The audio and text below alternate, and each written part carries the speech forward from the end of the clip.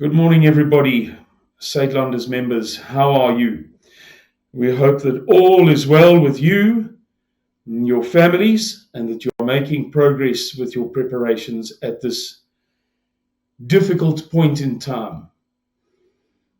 Ladies and gentlemen, in recent years, certain commentators or observers on the right wing have freely used the word collapse concerning South Africa. I would suggest to you that the word collapse, until now, has been an exaggeration. We haven't been in a period of collapse at all. The past 25 years, more particularly the past 15 years, more particularly the past 10 years, 11 years, have really been a period of decline. In some respects, severe decline, but not collapse. However, I must tell you very gravely that we are now entering a period of collapse. I have told you before that some months ago, a Afrikaner institution commissioned a doctoral team, PhD guys, at a certain university to assess the veracity, the truthfulness, and the accuracy of the predictions made by Suidlanders over the period of its lifespan. I told you that the guy in charge, not of the academic team, but the guy who commissioned them, said to me that the accuracy was skrikwekkend.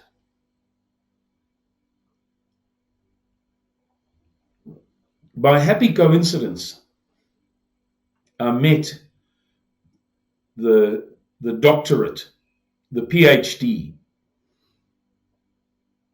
who led the team a couple of weeks later. And he said to me that Suidlanders is like a child writing an exam of 100 questions.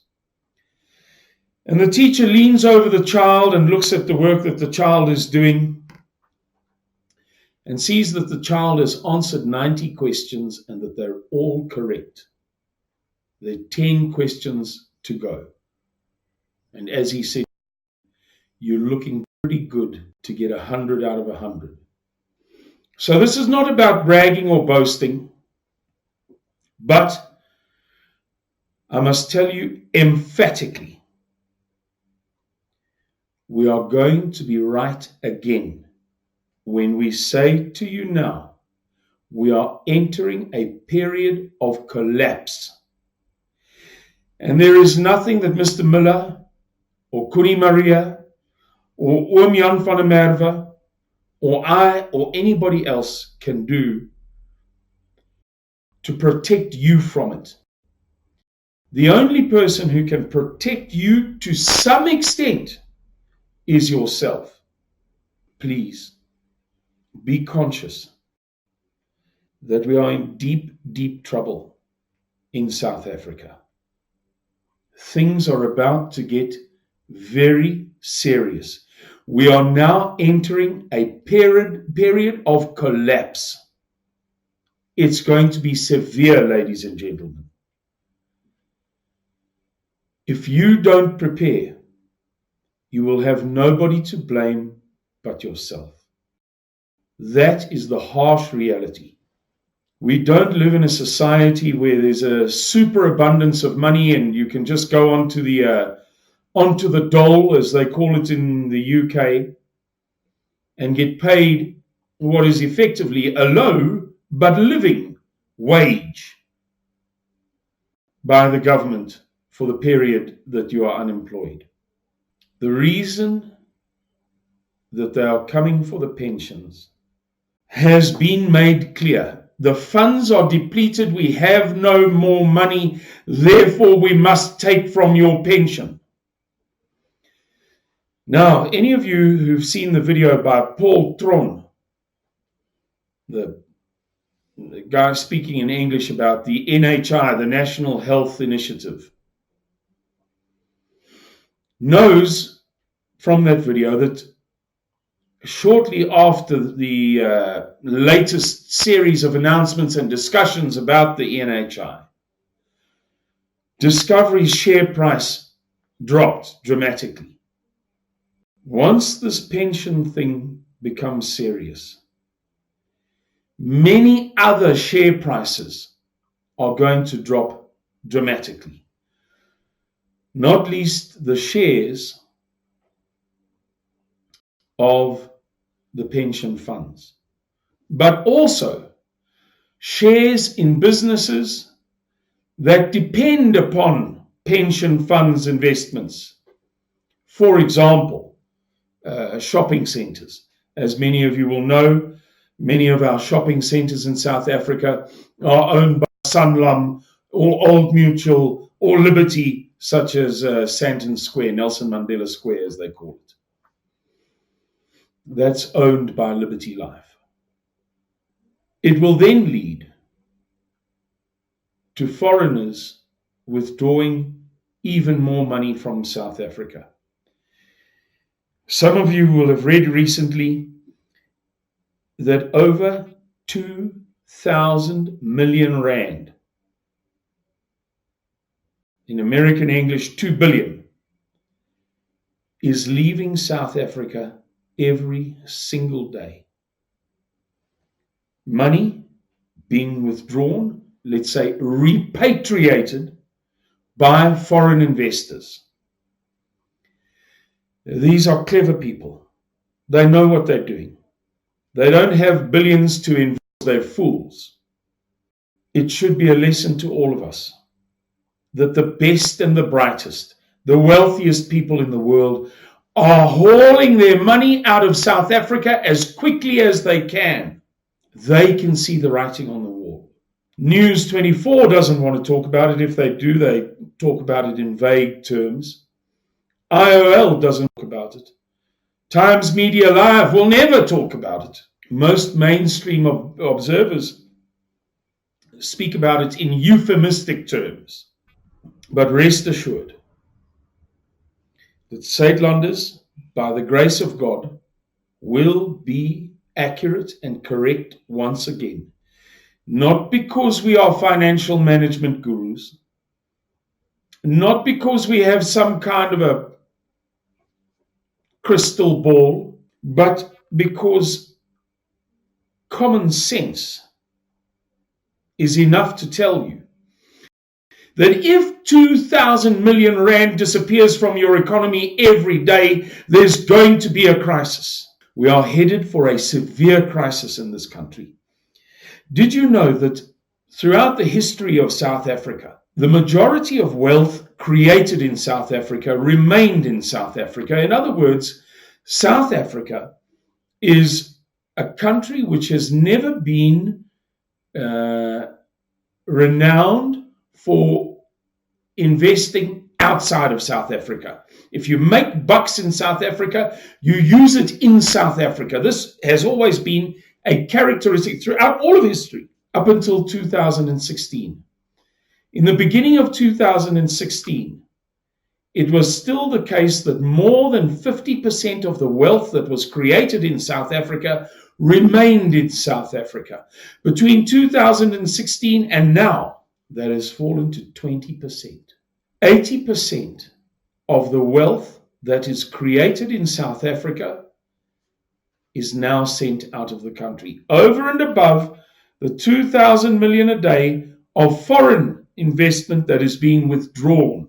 It's not for nothing that Davy Root and Magnus Haystack, particularly, but not only, have said, if you have any money in South Africa, get it out now.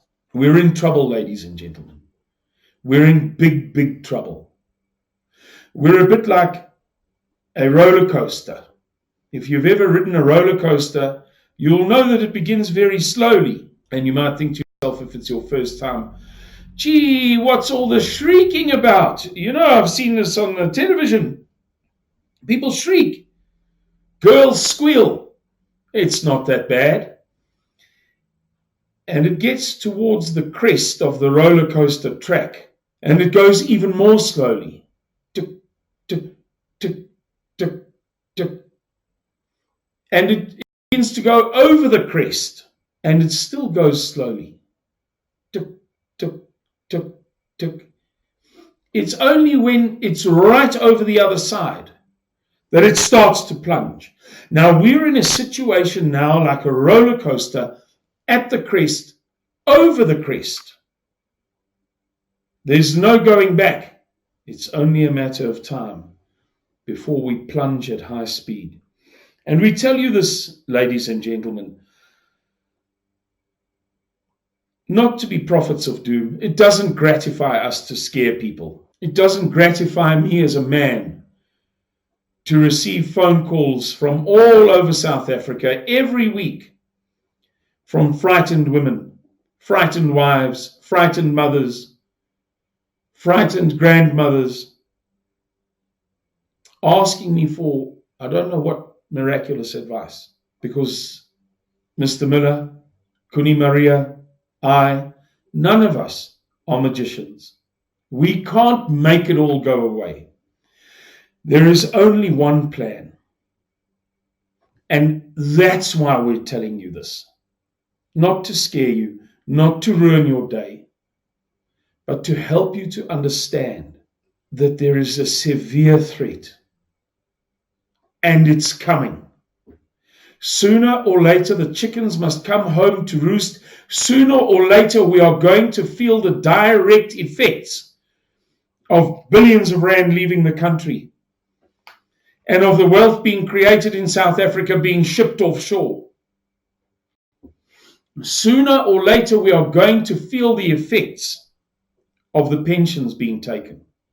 And once, I alluded to this already, once the government takes the pensions,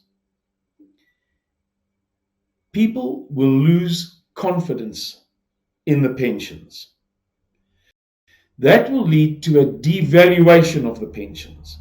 That means a real, actual loss of money that people have worked for all of their lives.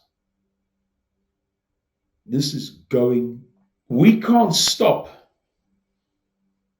it happening. We can't even slow it down. That the more you prepare, the more you devote yourself to beans rather than beers, the more conservative you are with your money, the more you invest in the protection that you're going to need for the future, the less pain you're going to feel. Please, please, we are asking you nicely. We are pleading with you. But things are now so severe that we are willing to plead with you. Please take the appropriate steps to cope with a severe crisis. Because when everything collapses in South Africa, people will turn on one another. You can see it happening already. Will it not get worse if circumstances are worse? And eventually, it's going to lead to bloodshed. Thank you for your patience in listening to this long video. I'm about to do a follow-up one with Kuni. Please watch both videos. The follow-up video is vital to helping you to understand what's cooking What are the circumstances? What are the conditions? What is the environment in which we find ourselves? Again, thank you very much and God bless you.